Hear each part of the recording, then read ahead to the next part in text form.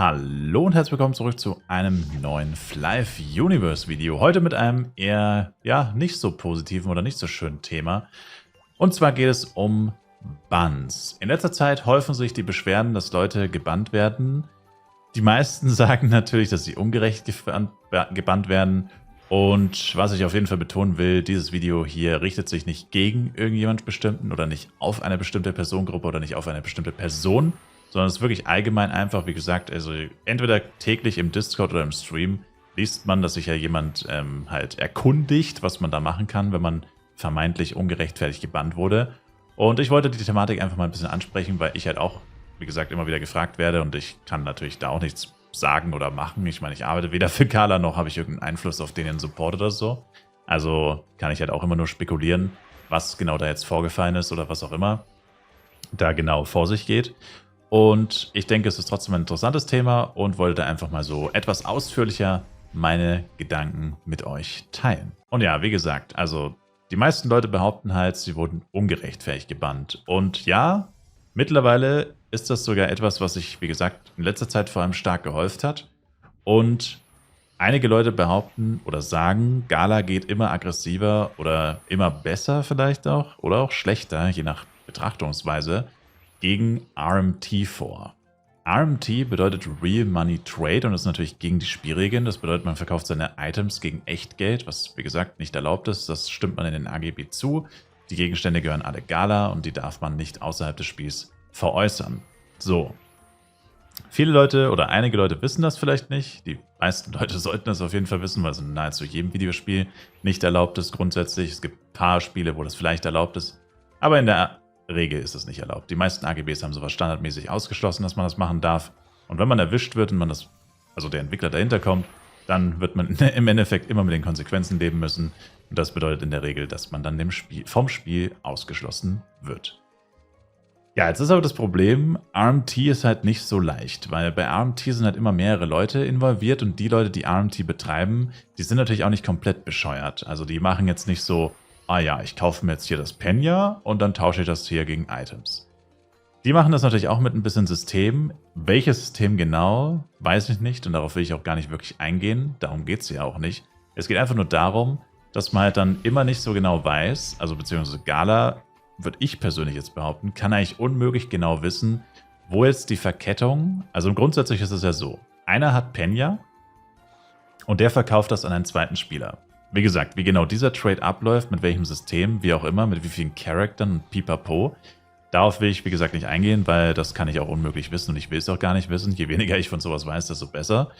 Aber das ist halt der erste Schritt, also Lieferant zu Abnehmer. Das endet da aber nicht, weil dieses Penya wird ja dann ins Spiel eingeführt. Das heißt, der Abnehmer wird ja irgendwann mit diesem Penya irgendetwas von einem Dritten, vollkommen Unbeteiligten kaufen. Das heißt, die Kette ist also Lieferant zu Abnehmer zu mehr oder weniger Endabnehmer bzw. Kunde, der das Spiel dann tatsächlich ins Game einbringen soll oder durch den das Geld dann mehr oder weniger auch gewaschen werden soll. Es ist ja im Endeffekt nichts weiter als Geldwäsche, kann man sagen. Es ist illegales Geld irgendwo, das quasi in den Markt eingeschleust werden soll und der Spieler, der sich das Geld ursprünglich gekauft hat vom Lieferanten, der will halt dafür irgendwelche Items haben. Und jetzt hat Gala halt die schwierige Aufgabe, muss man ja wirklich auch so sagen. Die müssen quasi dafür sorgen, dass der Lieferant ausgeschaltet wird, der Erstkäufer ausgeschaltet wird, aber der Endabnehmer, der eigentlich unschuldig ist, der soll ja eigentlich nicht ausgeschlossen werden, weil grundsätzlich hat er ja eigentlich nichts verbrochen. Und jetzt haben wir aber das Problem, dass halt trotzdem immer wieder Leute sagen, ja, hallo, ich habe nichts gemacht, ich wurde jetzt einfach gebannt, was ist da los? Dass diese Leute halt höchstwahrscheinlich den Kollateralschaden ertragen, weil Gala nicht ganz genau abgrenzen kann, wo hört jetzt die Kette zwischen Lieferant und Abnehmer auf und wo beginnt dann der tatsächliche Spielfluss? Wo ist dann der tatsächliche Spieler, der benutzt wurde, um das Geld ins Spiel, wie gesagt, einzuschleusen, beziehungsweise dessen Items von jemandem gekauft wurden, der RMT betrieben hat?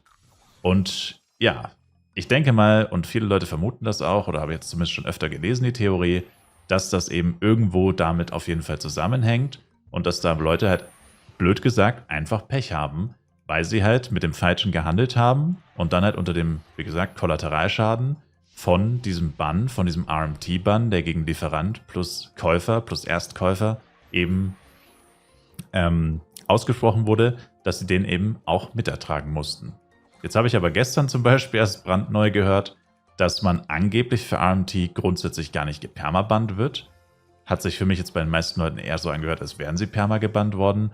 Und außerdem soll wohl angeblich bei RMT teilweise auch gesagt werden, ja Bro, pass auf, das war RMT-Bann, in 7 Tagen bist du wieder unbanned, so ungefähr. Also da wird auch Information angeblich ausgegeben, oder zumindest bei einer Person wohl angeblich Informationen zum Bann dann auch ausgesprochen vom Support. Die meisten Leute, die ungerechtfertigt gebannt werden, sagen aber, der Support sagt nicht, warum sie gebannt wurden. Und deswegen können sie nicht nachvollziehen, wurden sie jetzt tatsächlich deswegen gebannt oder gab es nicht vielleicht sogar einen anderen Grund? Und das bringt mich zum zweiten Teil des Videos hier. Und zwar gibt es natürlich auch noch Leute, die werden gebannt und sagen, okay, das muss ungerechtfertigt gewesen sein, ich habe nichts gemacht. Tatsächlich ist es aber so, sie haben etwas gemacht und wussten nur nicht, dass es gegen die Spielregeln ist. Ich würde jetzt mal persönlich behaupten, keiner betreibt RMT und denkt, es ist nicht gegen die Spielregeln. Also sorry, aber so naiv kann man einfach nicht sein. Fly wird fast nur von Erwachsenen gespielt. Wie gesagt, in nahezu jedem Videospiel ist es verboten, seine Gegenstände für Echtgeld zu verkaufen. Es ist absolut nichts Neues. In Fly war es schon immer verboten. Klar, Schwarzmarkt gibt es in jedem Game, in jedem Markt gibt es im Endeffekt immer auch einen zweiten Markt, einen Schwarzmarkt. Schon klar. Aber grundsätzlich soll das eigentlich jedem bewusst sein und ich denke, den allermeisten Leuten ist es auch bewusst, dass das nicht erlaubt ist. Also es kann mir jetzt keiner sagen, oh ja, das wusste ich nicht. Ich habe jetzt 6.000 Euro und was weiß ich was hier und hin und her getradet und sagt dann, ja, das wusste ich nicht. Also kann mir keiner erzählen, ganz ehrlich. Das ist Bullshit. Wer das ernsthaft glaubt, dann ist er einfach extrem naiv. Und ich denke, wie gesagt, die allermeisten Leute wissen das haargenau, was sie da tun und dass das nicht erlaubt ist. Und das meine ich jetzt aber gar nicht, also nicht nur Leute, die quasi RMT, also das war jetzt das Beispiel, was ich eben eher nicht anführen wollte, sondern Leute, die zum Beispiel irgendwelche Drittanbieter-Tools benutzen, die natürlich auch alle gegen die Spielregeln sind oder sonstige Sachen machen. Ich meine, es gibt verschiedenste Sachen, die man machen kann, um gebannt zu werden. Die meisten sind aber die ich jetzt bereits aufgezählt habe, also RMT sind wohl die häufigsten, Botten beziehungsweise halt Drittanbieter-Tools. Alles Sachen, die definitiv nicht erlaubt sind. Und wie gesagt, hier gibt es aber bestimmt Leute, die hier und da irgendwas machen, irgendwelche Tools nutzen oder sonst was und sich selbst gar nicht bewusst sind, dass das gegen die Spielregeln ist. Und sich dann erstmal wundern, warum wurde ich jetzt gebannt? Wie gesagt, auch das wird wahrscheinlich auf die vor allem neuesten Bans, wo es viele Leute sagen, eben in relativ kurzer Zeit, dass sie ungerechtfertigt gebannt wurden, eher nicht zutrifft. Aber das Problem ist halt immer, vor allem für mich, ich weiß halt nicht, was passiert ist. Ich war nicht dabei. Ich kenne die Personen in der Regel auch nicht wirklich, also wenn überhaupt vielleicht mal vom kurz chatten oder so, aber halt nicht wirklich, weil ich beobachte nicht den ganzen Tag, was die so treiben. Das heißt, ich kann unmöglich wissen, okay, weiß der jetzt, warum er gebannt wurde und will hier nur irgendwie sich eine Partei aufbauen, so ungefähr, so Leute hinter sich sammeln, die ihm alle glauben? Oder weiß er wirklich nicht, warum er gebannt wurde? Ist er einer von den RMT-Kollateralschäden? Also all diese Dinge weiß man halt nicht. Deswegen ist das immer so ein unangenehmes Thema zum drüber reden, weil grundsätzlich will man natürlich immer sagen, ja Mann, echt blöd gelaufen, schreibe am besten dem Support und so. Das ist auch eigentlich das, was ich immer sage, einfach dem Support schreiben und gucken, ob die einem sagen, warum man gebannt wurde. Das wäre das Erste, was man tun sollte. Herausfinden, warum der Bann passiert ist. Wie gesagt, soweit ich informiert bin oder soweit ich weiß, sagt der Support mittlerweile nicht mehr, warum man gebannt wurde. Wie gesagt, eine Person meinte jetzt doch, bei RMT sagen sie es eben schon und vor allem auch, dass der Bann dann nicht permanent ist. Viele andere Leute sagen, sie wurden ungerechtfertigt gebannt und keiner von denen sagt, ja, ist aber nur 7 Tage. Habe jetzt noch kein einziges Mal gelesen. Ich höre immer nur ungerechtfertigt gebannt. Nie, dass es nur 7 Tage ist. Habe noch kein einziges Mal gelesen. Also keine Ahnung, wie viele davon jetzt tatsächlich permabannt sind und wie viele nicht. Ich weiß es nicht. Aber es ist auf jeden Fall eine echt schwierige Sache momentan. Und es ist auf jeden Fall, wie gesagt, extrem nervig und schwierig darüber zu reden, weil man weiß halt nie, ist derjenige jetzt schuldig, ist er nicht schuldig. Will man auch gar nicht feststellen. Ist auch nicht unsere Aufgabe, will man auch gar nicht. Aber für Gala ist es halt einfach so ein bisschen das Problem. Je öfter es passiert, je öfter sich das rumspricht, je mehr Leute sich beschweren, desto schlechter wird halt die Gesamtsituation, desto schlechter wirkt sich das halt auf das Spiel auf. Weil wir sind jetzt halt an einem Punkt, wo man, sag ich mal, also ich sag mal, die Fly Universe Community ist relativ gefestigt. Also ich sag mal, alle Leute, die jetzt schon seit Release spielen oder schon sehr lange spielen, die werden jetzt nicht wegen irgendeiner Kleinigkeit aufhören zu spielen. Und auch viele neue Leute, die jetzt dazukommen oder wieder anfangen zwischendurch, aufgehört haben und jetzt wieder anfangen und so, auch die werden jetzt nicht von jetzt auf gleich einfach verschwinden, wegen, in Anführungszeichen, Gerüchten darüber, dass Leute ungerechtfertigt gebannt werden oder so. Wenn das jetzt aber immer häufiger wird, dass man jeden Tag Leute begegnet, hey, wo ist dein Charakter? Du warst doch immer mit 8 Charakteren unterwegs und er sagt dann plötzlich, ja, 4 wurden gebannt und ich habe keine Ahnung warum, so ungefähr. Und wenn sowas immer häufiger wird, dann wirkt sich das negativ auf das gesamte Spielerlebnis aus und irgendwann läuft dann jeder rum und hat einfach nur noch Angst, gebannt zu werden.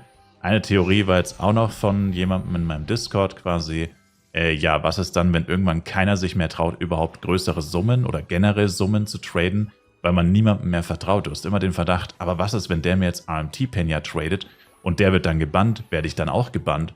Und dass sich dann halt so eine richtige Angst entwickelt irgendwann.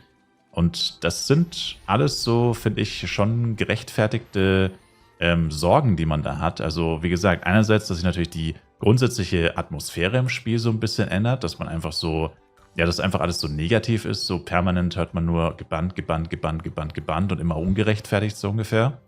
Das ist mal das eine. Und das andere ist halt dann auch die daraus resultierende Angst. Was ist, wenn ich jetzt ungerechtfertigt gebannt werde? Was ist, wenn ich den Trade jetzt hier mit 3 Milliarden Penya abwickle? Ich krieg 3 Milliarden Penya, der kriegt meine Items.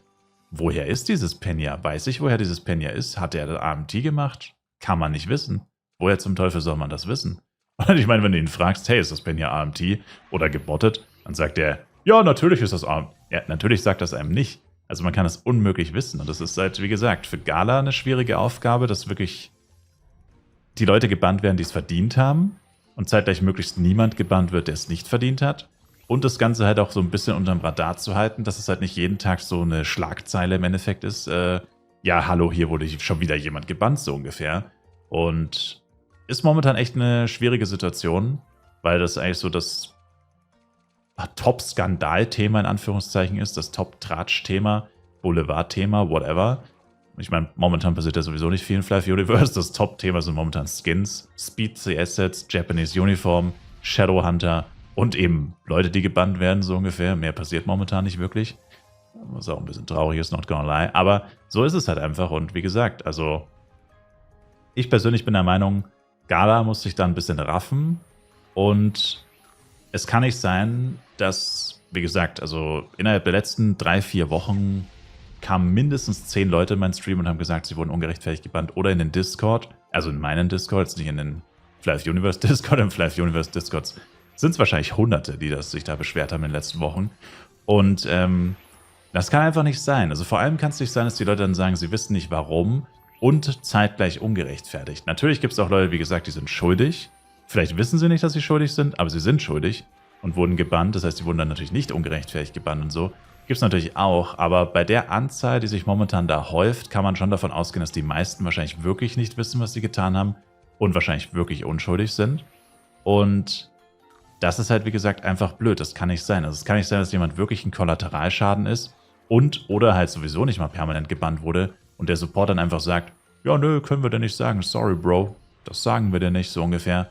Und das ist halt einfach Bullcrap. Also ich meine, du kannst jemanden nicht, oder du kannst nicht auf Verdacht Leute bannen und einfach denen das Geld dann wieder wegnehmen sozusagen, das RMT-Penya löschen oder alles Penya löschen, was sie haben, whatever, ist ja egal. Die Leute dann ausschließen und null mit denen kommunizieren. Also das Mindeste, was sie tun können, ist zumindest sagen, yo, sorry, Bro, dich haben wir nur auf Verdacht gebannt, du kommst wieder rein nach 7, 15, 30 Tagen, whatever, darfst du wieder spielen mit dem Account. Pass auf, sei in Zukunft vorsichtiger, mit wem du handelst.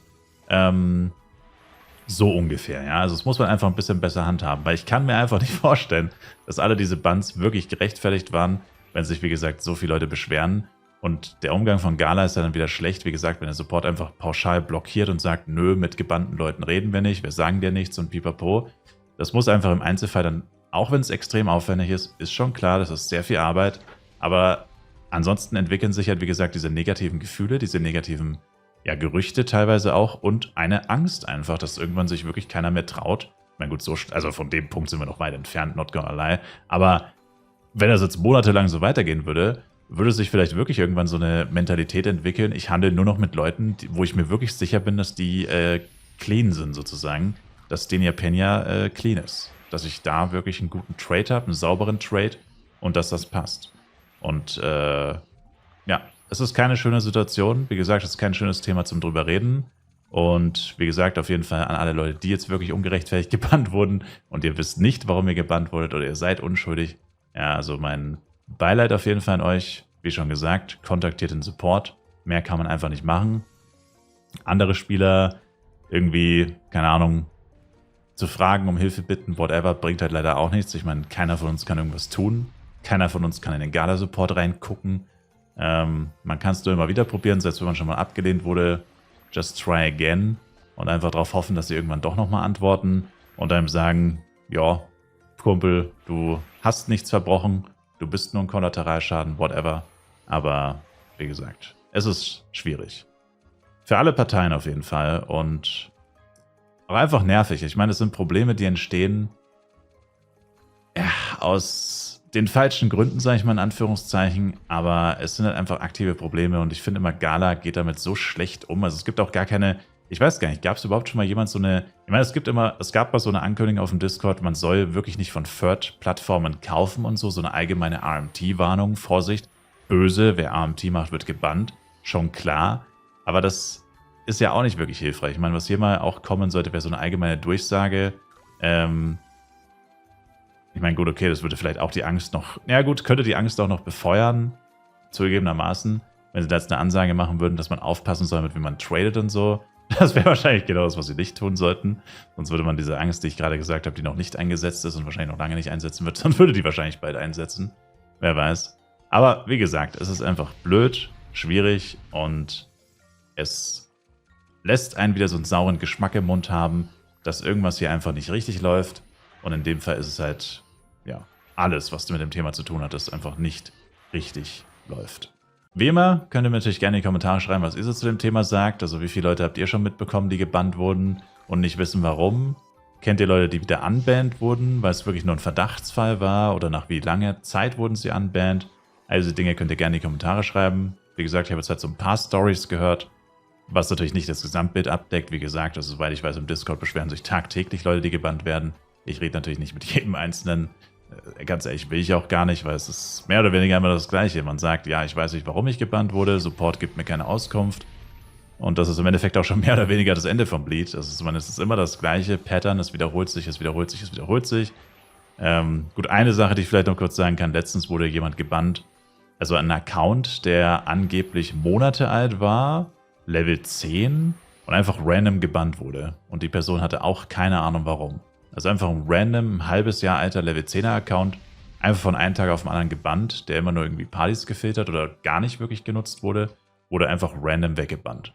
Und solche Geschichten, da kratzt man sich ja dann wirklich am Kopf, weil wie gesagt, wenn man jetzt davon ausgeht, die meisten Leute sagen ja dann doch die Wahrheit und wissen nicht, warum sie gebannt wurden, dann denkt man sich halt so, warum wird ein random Level 10 Account, der vor einem halben Jahr erstellt wurde und nicht erst gestern oder so auf Bot-Verdacht oder so, sondern der wirklich einfach nur rumstand und nichts gemacht hat, warum wird der gebannt?